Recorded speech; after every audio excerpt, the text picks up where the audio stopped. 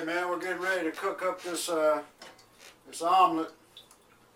Got my coffee going, my strong ass coffee, because when I started going over traveling around Europe, I dug to coffee, especially in Holland. That strong coffee, so now I make my stuff at home here. I buy the cheapest coffee I can buy. Matter of fact, Spartan French roast from the local store down here. Really cheap, man. I think it's like $6 for this thing. But it tastes just as good as any of the other fancy stuff. Especially when I make it triple strong. So anyway, just spilled a bunch of oil there. So my next question here from Barbara in the Blues Pagina is, where and from who did you learn to play guitar? And where did you get your first guitar? Well, boy, I had a paper out when I was a kid. I inherited from my brother, my older brother. And I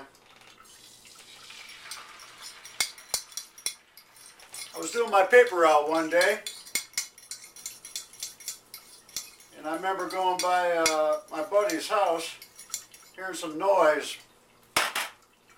I think I got this too hot. Maybe not. Heard some racket coming out of the basement when I was delivering paper to the house, and I looked in the basement window, and one of my good friends was in there playing drums with another little bit older guy in the neighborhood, Bill Robbins. And my buddy Vo was playing drums, man, and some other guys, and they had a band, so I pounded on the basement window there, and they let me in. And I said, hey man, I could dig being in your band. I said, well, you got to play an instrument.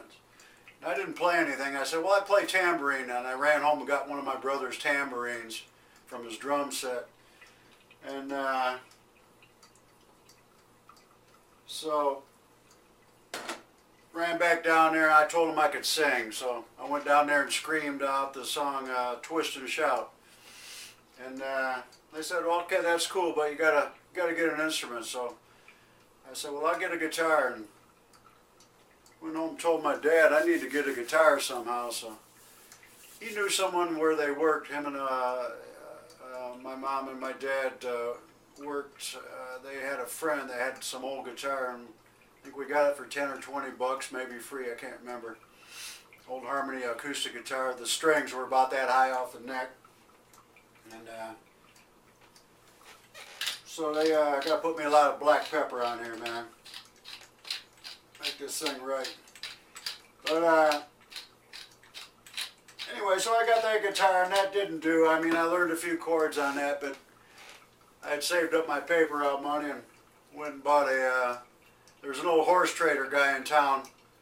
Sold stuff out of the newspaper. He used to go in the newspaper and look for musical instruments for sale. And this old hillbilly named Frank Parsons, man, he sold stuff out of his house, and I went over there, and this story still makes me sick to this day, because he had an old, like a 50s Sunburst Les Paul.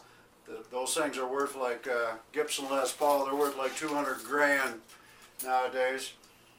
But I didn't like it because it looked old, and he had a brand new shiny Japanese kawaii guitar with a lot of chrome on it. And so of course I paid $85 for that instead of $75 for like the 59 Les Paul.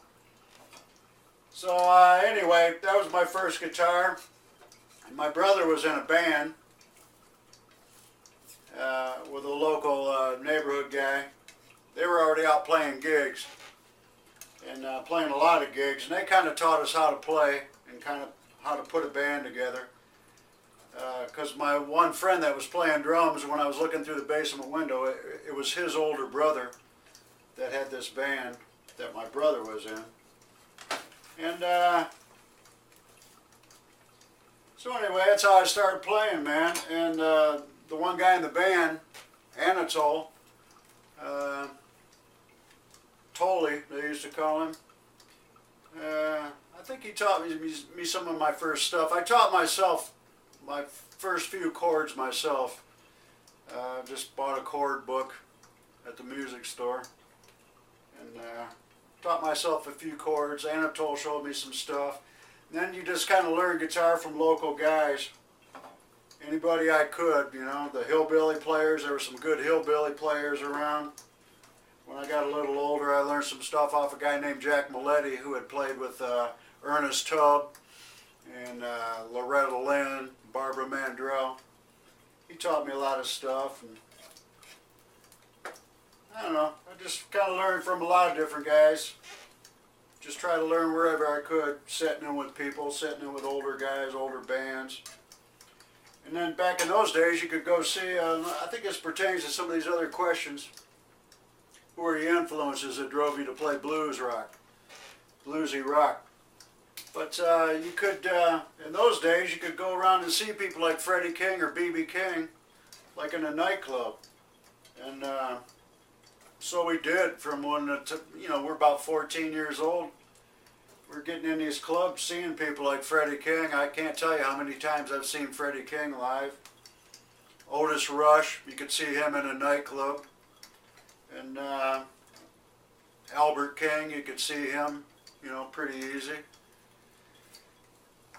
So that's kind of where it goes right there. I gotta pay attention to what I'm doing here. I'm gonna put me some fake cheese on here. Try not to make these videos too long, because they can only be so long for YouTube, so we might have to edit some of this stuff out. It's my fake plastic cheese, man. Anyway, I always make a mess I gotta clean up later, or else my wife gets really mad at me. Here's my fried chicken from a couple days ago. Just tear this stuff up. Put it in there. Got my coffee going. And I think we're gonna cut this scene so I can not burn the house down, cook this stuff. And when it's done, I'll be eating it or answering some more questions. Let me get to it.